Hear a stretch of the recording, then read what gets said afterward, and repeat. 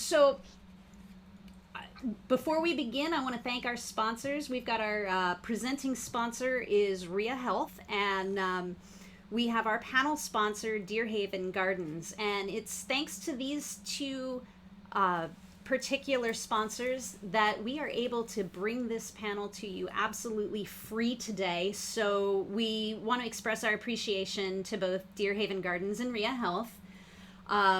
If you have any questions, I am watching the chat, so go ahead and feel free to ask your questions in the chat. And then after I let Katie and Shane talk about mindfulness a little bit, we'll get into a question and answer session.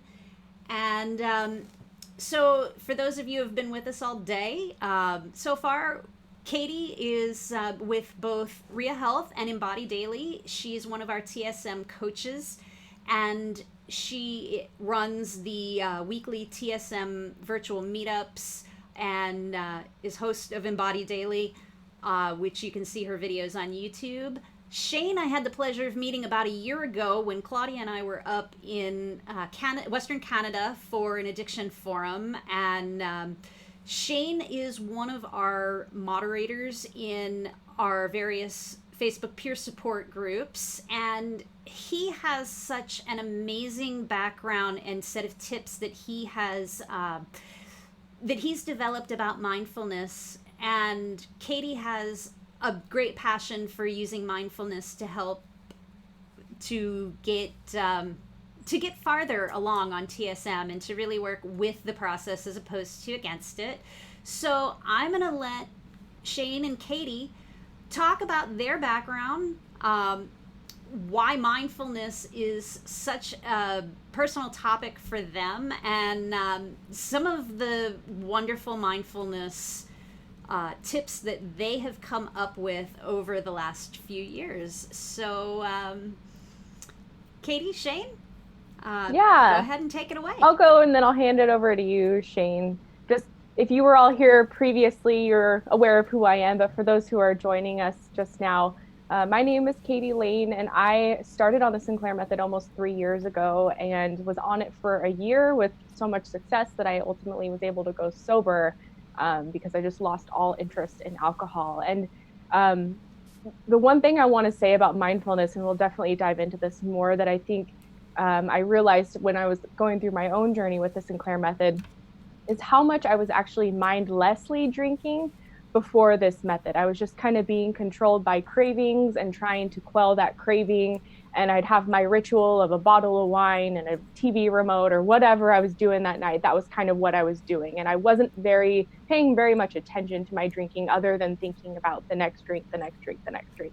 And so when I got on the Sinclair Method, I realized that mindfulness was going to be a crucial component, because the medication is really powerful, but you can still, in a sense, mindlessly drink on this medication. And if you're not paying attention, you can outdrink the medication. And so I realized I had to start just paying attention more to my drinking behaviors, my triggers, how alcohol was feeling, how I felt the next day, and just spend time in contemplation and reflection on my drinking experience. And so we're going to dive in today more about mindfulness and kind of the nuanced tips and tricks and ins and outs of it. But for me, it's extremely important to have success on this method. I see it be a hurdle for many people who are struggling to reduce their drinking on this method because the component of mindfulness is not there. So that's all from me for now. I want to hand it over to Shane, and thanks again to everyone for being here. Thanks, Katie. Yeah, that's fantastic. I found a very similar thing. I've also been on the Sinclair Method since January of 2017. And I was going along, not knowing, I just, was taking the pill and finding that I was drinking, and it made an immediate difference, like it does to a lot of people. And I was finding that I was able to, I felt the difference in my brain right away. And then I was going along for about a month, and then I had an incident happen where I overdrank, and it was quite a bit of overdrinking. And at that point, it kind of shattered my illusions, where I thought, hey, the pill is kind of like a piece of armor for me. And then I was like, oh my God, it's not really. What happens? I have to put some work into this. So then I started to come up with the mindfulness stuff, and I kind of heard what it was, and not a lot of people were talking about it at that time. and then started digging into it and then writing things and starting to help people, which was helping myself at the same time.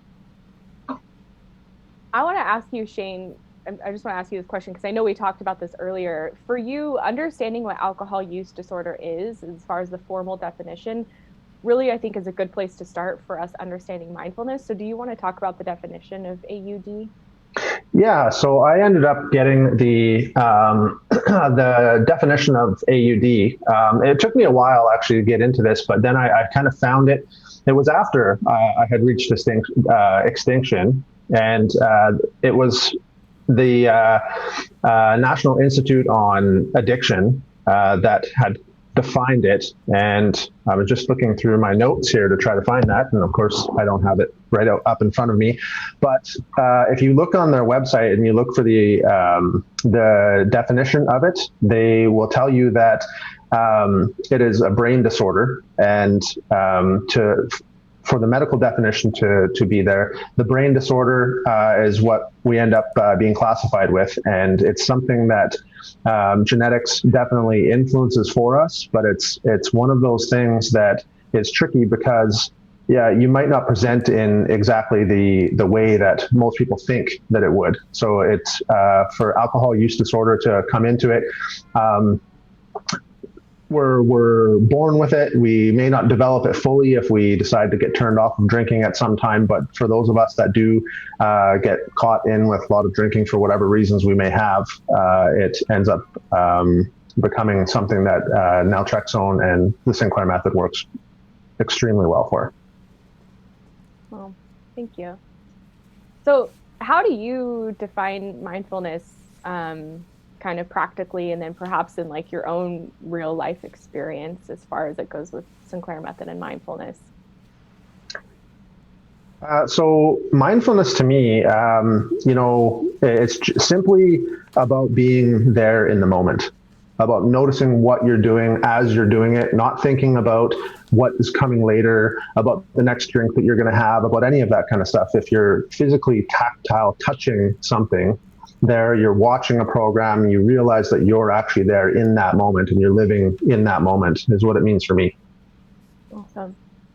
Yeah, and I want to talk about kind of my perspective and how I came to understand mindfulness, because when I work with people through coaching or otherwise who are trying to understand mindfulness, it's not uncommon for people to say, oh, this feels like too much work, or, oh, I don't feel like being mindful. And I think that can be a true experience for people, but at the same time, I feel like mindfulness doesn't need to be hard. And for me, it's all mindfulness is simply paying attention to what you're doing.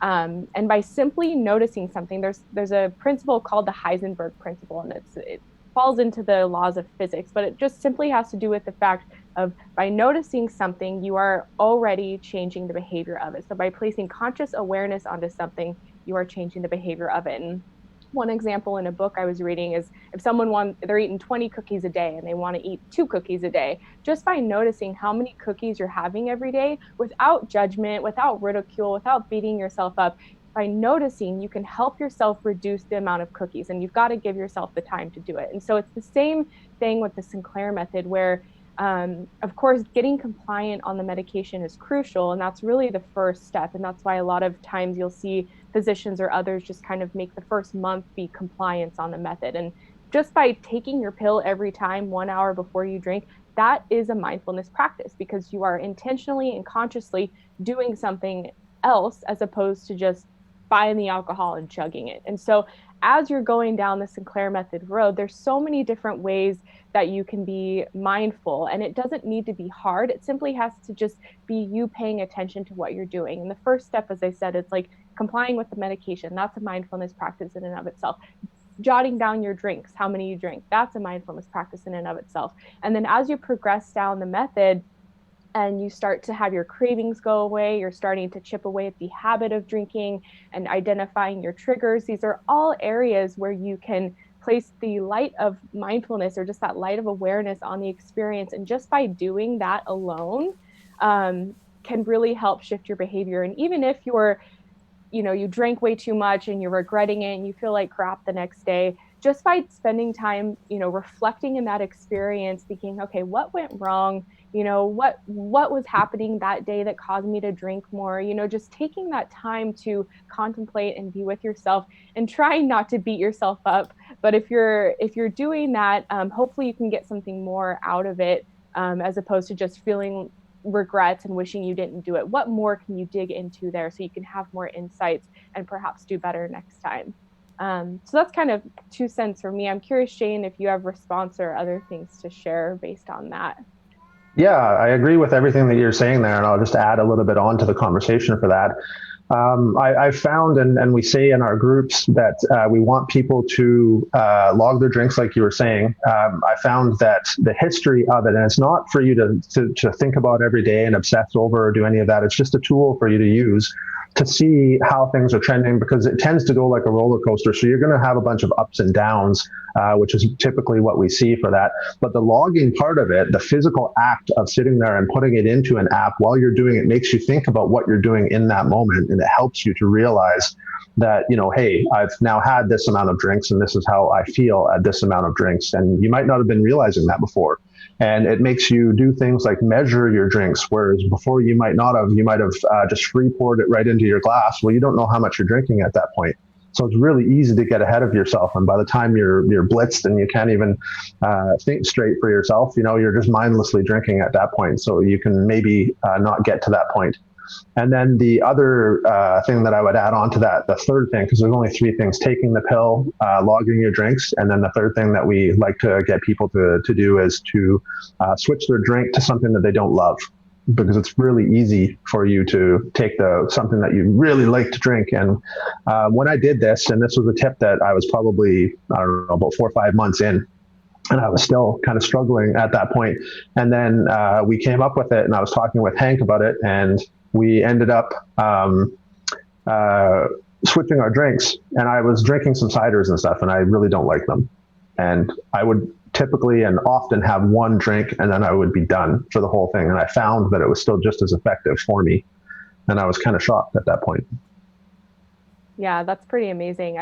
I see that consistently with people as well. And it would get to the point for me at the end where I used to love red wine. And after a year on this method, I to this day, I can't stand the smell of red wine.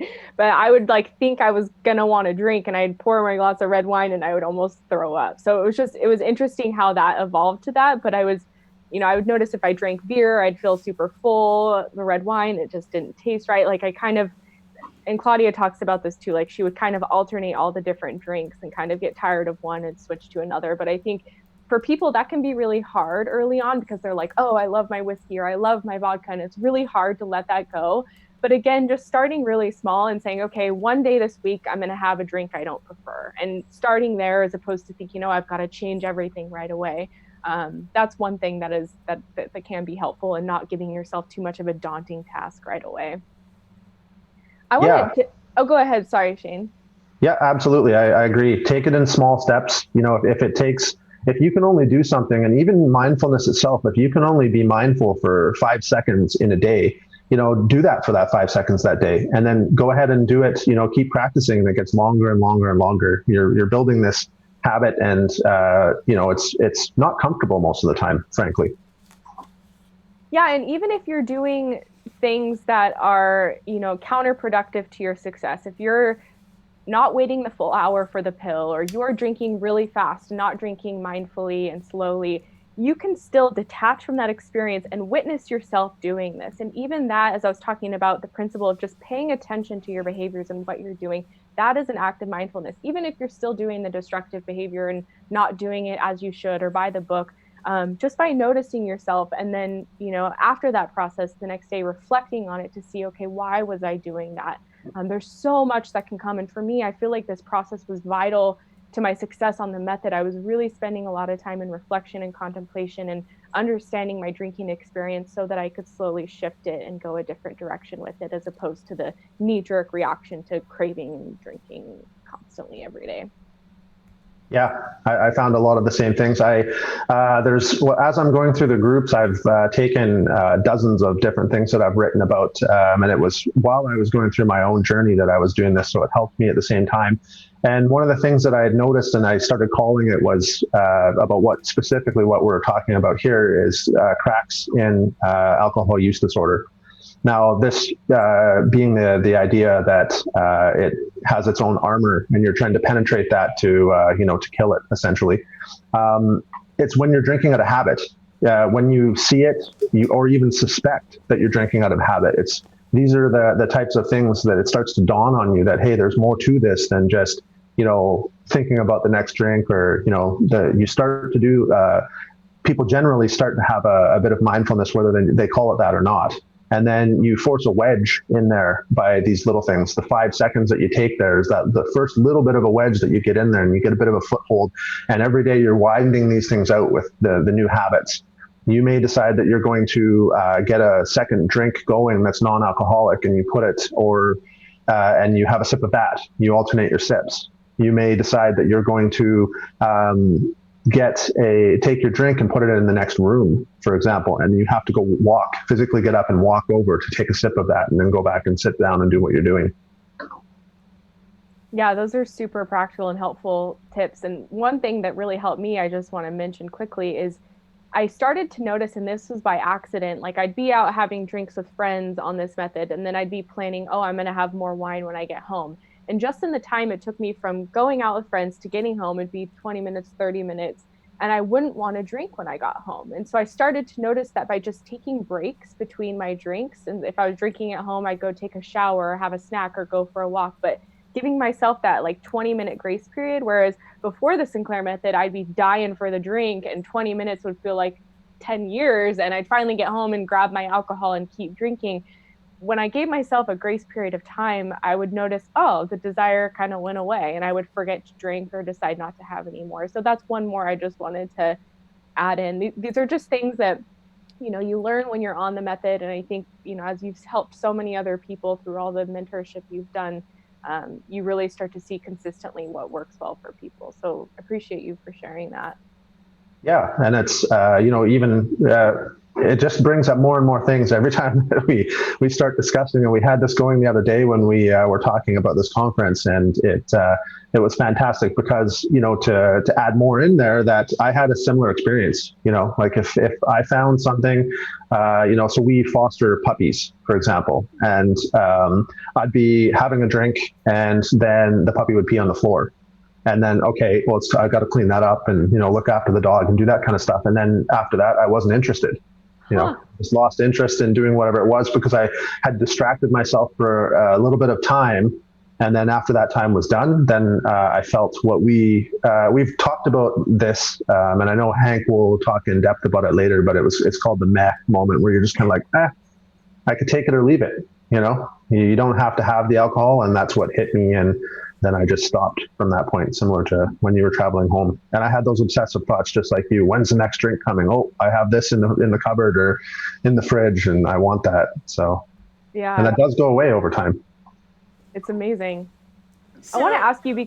Sorry. Go ahead, Ginny. So, what you're talking about now brings up a great question, and that would be, how can you use mindfulness to help distinguish between when you've reached that extinction point but are still drinking out of habit, and when there's still more of extinction sessions that are needed to actually break the cycle? Because people have a difficult time, especially as they're approaching extinction, trying to weigh the differences between what is the process of TSM doing and helping them break, and what are the habits that they have to focus on breaking themselves, because those are not actually the chemical addiction. Yeah, I'll go, and then Shane. So first, for people who aren't totally familiar with the definition of extinction, it doesn't mean abstinence. It simply means that you're no longer craving alcohol anymore, and you may choose to drink, but it's more from a decision of a conscious place where, like, you might decide to have a piece of chocolate cake, but you're going to only have a piece. You're not going to have the whole thing. It was good. It was satiating. That's it. And so people can still drink after extinction. They're just not operating on a craving level anymore where they've got to have it. It's not an obsession anymore. So this is a really challenging part for a lot of people, because the habit is really sneaky.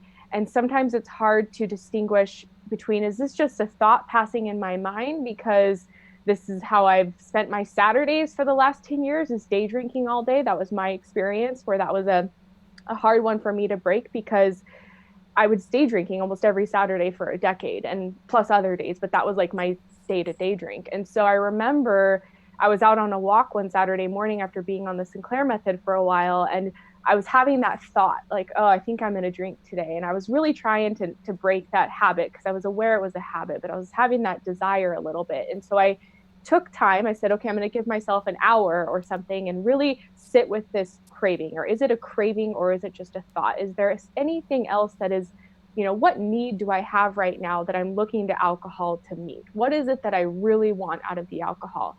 And what ended up happening, and what I realized, is what I really wanted was a day to just veg out, check out, not have to do anything.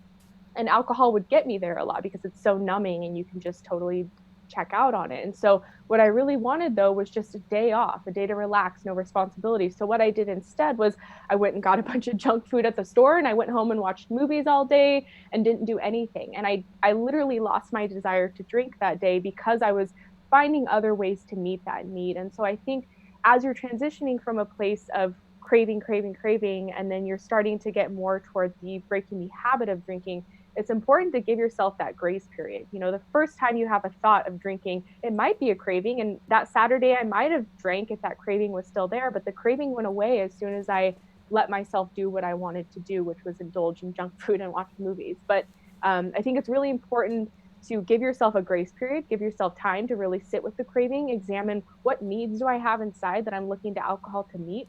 Maybe it is a craving and maybe you will drink, or maybe you just are really hungry and want a satisfying meal, or maybe you want to go take a nap or go get a massage or eat something sweet. Maybe it's something else. So just by pushing your boundaries a little bit, and it's not to say you're going to force yourself not to drink, but it's more about exploring what else you might be able to do. And that's where you can really learn to meet those needs in other ways. And now, I haven't drank in 2 years, and when I'm feeling like I need to escape, I'll watch a good movie or something. And so that's my new normal of, now that I'm no longer drinking out of habit, or drinking at all, I should say. So that's my thoughts on that. And I'm super curious what Shane has to say from his experience.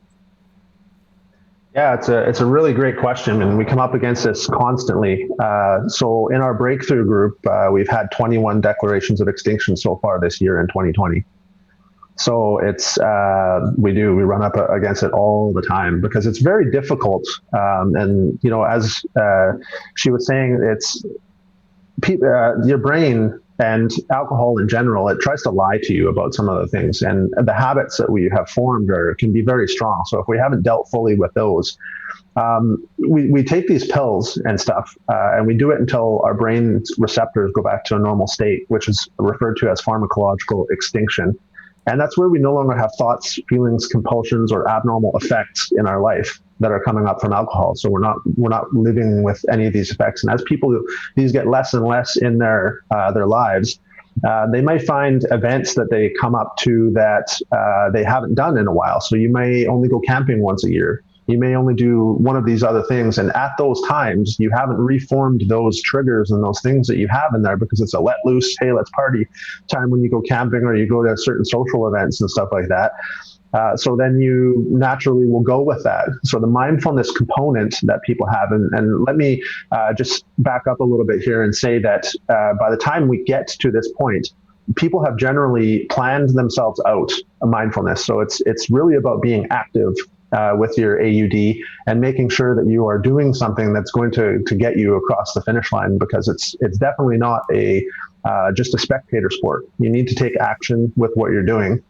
And as you go through and you get better and better and you're more practiced, and we start people off with just little things here and there. And as you add more and more things to your toolkit of AUD so that you're practicing these things, you'll find that you'll come up against these situations and you're like, oh, hey, you know what? You're now versatile and you're agile in what you're doing. So you can now go back and say, okay, well, you know what? I'm just going to either not drink, or I'm going to choose to, I'll go to the bathroom and log, because you might not want to do it in front of a whole bunch of people, or, there's all kinds of different reasons why people may fail and fall down on this kind of thing. By that time, you're probably taking pills and you have them in places that you can access them easily at all times, and you're ready to, comfortably delay things so that you can drink at that time. Now, to get back to that question, when you get into as you're getting closer to extinction and we go and we want to start testing the fact that we are actually extinct, you're just starting to do, and we get people to start doing alcohol-free days. So we've had people that went from no alcohol-free days at all the entire time that they were on the Sinclair Method to starting to do it. And it was just, they were uncomfortable from these things. So they just didn't take that step. So we encouraged them to do that. They found out, hey, this wasn't so bad. And then, a couple of days goes by and they feel, oh, wow, this is amazing. And then they start making really good rediscoveries for themselves. And then they're playing with the alcohol-free days, and they're saying, okay, well, this is easy, so I'm going to try it. So then they start stacking them on, and then we encourage, hey, why don't you try a couple this week, and then next week, why don't you try 3, and then, see how these are all going for you. And when you start to realize that your cravings have 2 different phases, so people will notice, hey, you know what, I took my pill, I'm drinking, I've now drank to a point that I'm comfortable, and I feel like I want to stop, but then I drank through. Well, that's a habit that's starting to, it's behind the scenes. So you're like, hey, why? What was it that actually did that? And, you're listening to your favorite music, so you got to change that a little bit. You start to see the next day that you've done your alcohol-free days, these were easy. You start to get you get your cravings that come back to you. Once your cravings are there, you're like, let's try doing something else for a little bit. Let's go for a walk. Let's go read a book. Let's go for a swim. Let's do anything other than focusing on what your cravings are. So you're taking your mind off of that and putting it onto something else, and see if that craving dissolves, because a lot of the times it does towards the end stages. And people start realizing, hey, you know what? That's actually, it's just a cloud. It's there, but it has no substance to it anymore. So then they find that they're easily able to push through that. And then we say, okay, hey, you know what? You can try something. A gold standard that we do with them is we say, why don't you try a 30-day alcohol-free stretch and see what happens with you? The worst that's ever going to happen is that you end up taking a pill and you drink and you continue to have more extinction sessions for yourself. And if you're doing that, that's okay. It's perfectly fine. But if you go through that 30 days and you have no cravings, or you push through your cravings, you're going to reset a whole pile of your habits at that time. Yeah. Can you talk more about that, Shane? Because I feel like you're talking about kind of the brain fighting back in a sense, and people maybe feeling like they don't really want any more to drink, but then they force themselves to drink anyway. They continue to. Are there specific examples from your life or what you've seen with others who've kind of overcome that challenge? And how, I mean, I know you're talking about taking more alcohol-free days, but in that moment when someone's kind of having that battle of like, I don't really want to drink, but I'm going to anyway, what can they do there to like practically to just kind of get out of that cycle that they're stuck in? Yeah. So, I mean, and this is where it comes down to, having a plan. So you start planning ahead for these kinds of things, because it's going to happen, and you're going to test this kind of thing. If it's a real bona fide craving that is not going to let you go, you need to take your pill and have a session. So you give into it, but try it out, push it, force that habit. And when we're talking about the brain fighting back, it's a very, very common thing. And we've referred to it as the lizard brain, or you'll hear different things that people are talking about it. And it's very rare that I've seen or heard anybody that didn't have a spike in their drinking while they were going through their TSM journey. And I did a write-up piece on this one, and I had made a supposition that the brain fighting back is a survival mechanism that's gone awry for us. And to further get into that a little bit is that the brain is built on a whole bunch of habits, and these are all successful habits that we have. So it's a good thing if you brush your teeth every day, because then you end up having good dental hygiene and a whole bunch of health benefits. It's good if you wear clothes. It's good if you do all these other kinds of things that we take for granted. They're normal. We all had to learn them.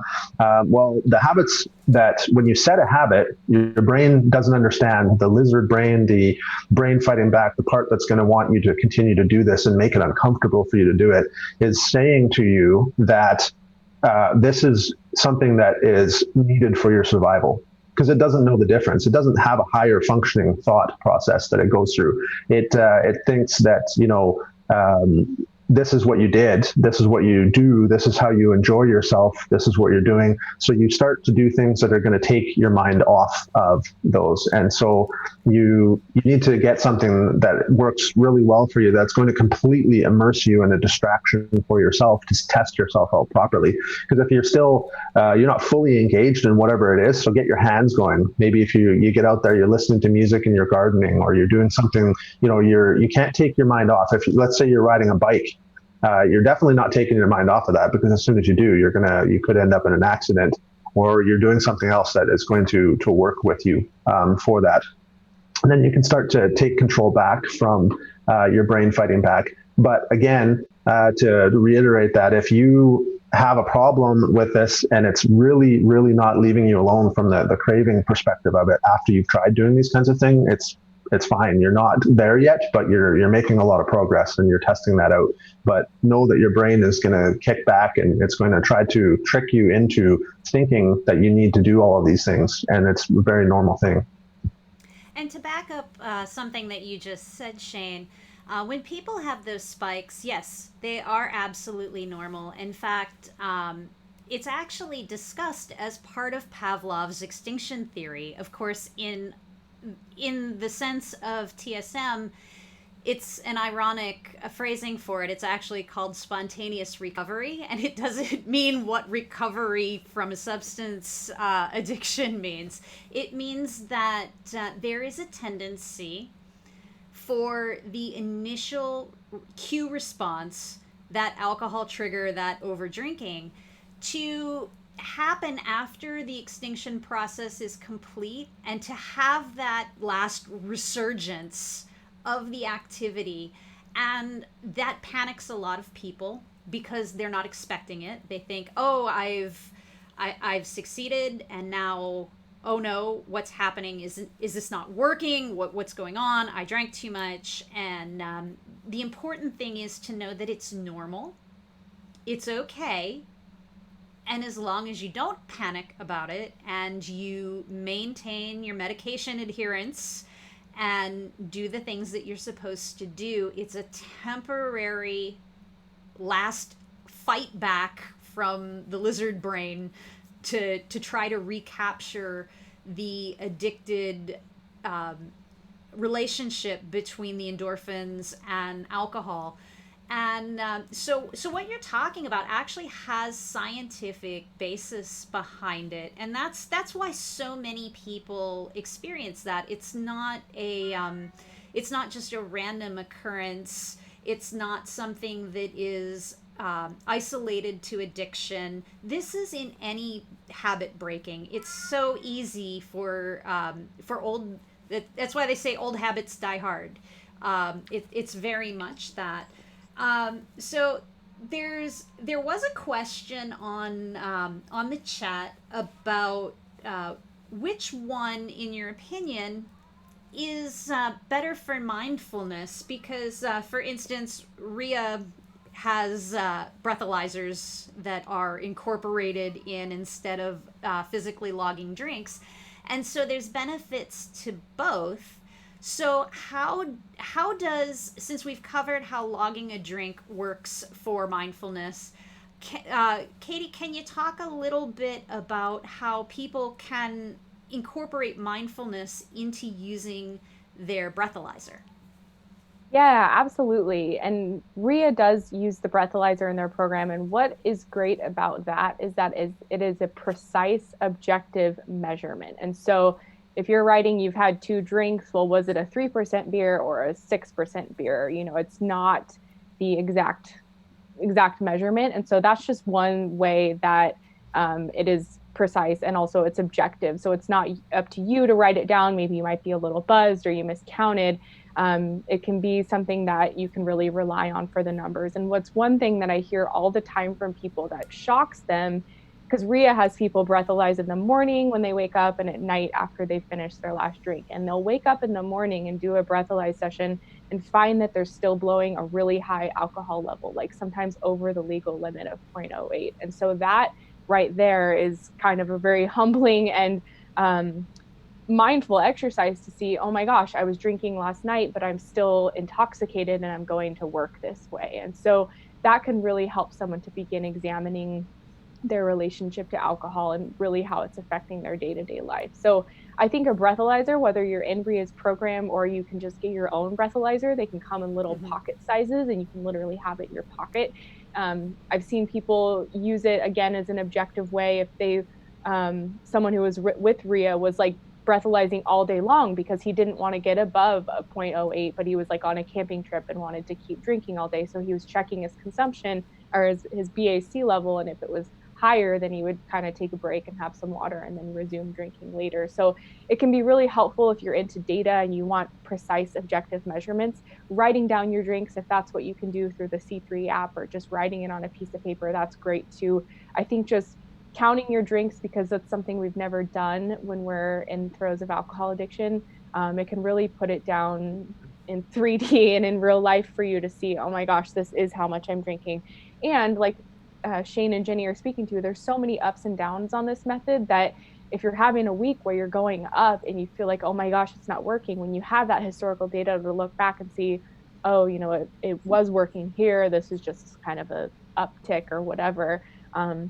You know, I've also seen people who I've coached that in addition to writing their drink number down, they will jot down their emotional state, what happened that day, and so they can see what trends in their life and their environment are causing them to drink more or drink less. And so that's kind of my 2 cents on that. Yeah, I agree with that whole thing. I didn't do that program with RIA, but that sounds absolutely fantastic. I was very diligent. I used an app that had a blood alcohol content estimator, and it would tell you a sober time that you had when I was going through, and it really opened my eyes, you know, because then I would know, oh, hey, you had to be really diligent. So I like the breathalyzer method, because then, you know, you're getting an actual result, but you will if you entered all the data incorrectly onto this other one, but you had to be really careful. And of course, as you were getting higher up there in drinks, you may not have entered them in or something else like that. So that seems like a very fantastic method. Yeah. I wanted to make a comment on some of these things, because for some of the mindfulness stuff, if we start kind of at the beginning, there are some things that people can start to expect. And this is when you start to realize, hey, you can use these things for part of your mindfulness practice. And one of those things is what we refer to as the honeymoon period. So this is when people first start out with TSM. It's usually the first week or two that they get in there. It could be a little bit longer for some people, but it's generally around that time. And we find that people will take their first pill, or, you know, their second or third pill in there, and they'll realize, wow, you know, I can now stop. Whereas I used to drink until I was blacked out. I only had 2 or 3 drinks. And then they'll go along, and then they'll get kind of into the middle of it where things are starting to happen. The brain is fighting back. They're spiking. And then they start to think, oh, well, maybe this doesn't work for me now. Well, that honeymoon period that you have right there is such a powerful mindfulness thing, because you can remember back to the time when you first started it. If it worked for you in the beginning, it's working for you in the middle, and it will work for you all the way through to the end as well. Yeah, I totally agree. That's a common thing where people get panicked and it's not working anymore. But I always remind them, if it did work for you in the beginning, or even if you're seeing subtle changes, and I think that's a part of the mindfulness too, is people will be on it for 3 months and say, oh, nothing's changed. But if you really dig into it and say, are you sure nothing's changed? And they're like, oh, well, I'm taking 4 hours now to have 2 drinks as opposed to 2 hours. And, you know, or I did have an alcohol-free day last week, and that never happened before. So the changes on this method are often very subtle and progressive. Sometimes people just change drastically within a few sessions, and like you were speaking to, sometimes that happens and then their drinking goes back up. It's just really important to not dismiss the progress that you're having, because it can be so subtle. And I think when we do have those progress, like, if you're drinking one drink less each night, to really celebrate that and reward yourself for that too, because alcohol is a very rewarding substance. It's a very rewarding experience. Like Jenny was talking to the endorphin effect. Like, that's an extremely pleasurable experience for people when you drink, whether you are aware of it or not. And so if you can start giving yourself pleasure and reward in other ways. And I grabbed this book, The Endorphin Effect, which Claudia has talked about, by William Bloom. And it's all about the different ways that we can have endorphins flow through us naturally. Just basically doing anything that you love to do, whether it's gardening, watching a movie, playing with your pets, that's all causing this pleasure to happen. So in conjunction with the Sinclair method, as much as you can do things that are rewarding to you, that can really help the experience as well. And to just, as I was saying, pay attention to all the nuance changes, because if you're not tracking your drinks, if you're not noticing all the little things, you can get to a place a few months in where you feel like it's not working. But if you look back, and that's where working with a coach can help as well, it's like you look back and you can really see all the things that are changing. And just by noticing that, for me, it built my motivation to keep going, because I was seeing the progress. And I agree with you there, Katie. I can't even tell you how many people over the last 7 years that C3 has been around have either messaged me or emailed me and said, I'm not sure this is working. I overdrank last night. I've been doing this for 6 months. And then I ask them, well, what were you drinking beforehand and what are you drinking now? And a lot of those people have actually reduced by 40 or 50% in 6 months. And yet, because they're not really paying attention to those subtle changes, they don't think anything is happening until it's pointed out to them externally that, wait a minute, you've cut your drinking in half. Of course this is working for you. And Shane, we only have a couple minutes left. I have a request from the audience. If you can share the name of that app you were just talking about, a couple people would like to know that. Yeah, so that one is on Android. It's specifically for Android. I haven't found the equivalent on an iPhone, but it's called Alka-Droid. Okay, yeah, I've heard of that one before, so that's good as well. So we got about 2 minutes left, and so last thoughts. Yeah, I think, from my perspective, if you're someone who's just getting started or mindfulness has been challenging for you, try to simplify it. Just make it something that you're where you start paying attention to what you're doing. Don't try to make it something more complicated, because that will prevent you from doing it at all. So if you're struggling with mindfulness, I think just start by noticing what you're doing, and whether it's good toward your progress or you're sabotaging yourself, just notice it. And if you're inspired to write it down or spend more time in reflection on it, that can be really helpful too. Yeah, I completely agree. Mindfulness is an easy state of mind. It's not about obsession. It's not about anything else. It's simply about being in the moment that you're in, noticing what it is that you're doing so that you can start to realize that things are habits. While you may find yourself as a mess in drinking, that's okay, because there are a lot of people that get there, and there is a path that gets out of there, and mindfulness is definitely one of those ways. As we're going through and we're doing some of the things that we're doing, we find that there's a very powerful feeling, and I knew I was going to end on this one. It's about shame and guilt, and it's very, very strong, and it's a driver of a lot of different people, because you may be doing some things that are really not healthy for you, for your family, for any of those kinds of things, causing problems with this. But sticking through this. People average 6 to 12 months on this method until they reach extinction. I was at between 9 and 10 myself. Shame and guilt come into this because we start to think that we are spiritual, moral failures. We may be financial failures, all of these other kinds of things that are being caused by alcohol because it's got you in a death grip around your throat. It's not something that it will go away. Shame and guilt is something that if you're medically treating yourself with this and the extinction happens and you've successfully done it, I am now I still drink myself on occasion, and people that were absolutely completely against me doing anything like this are now sitting down and having drinks and stuff with me because it was not a spiritual or moral failure in any way. All right. Well, thank you, Katie. Thank you, Shane. Thank you for everyone who has been watching today.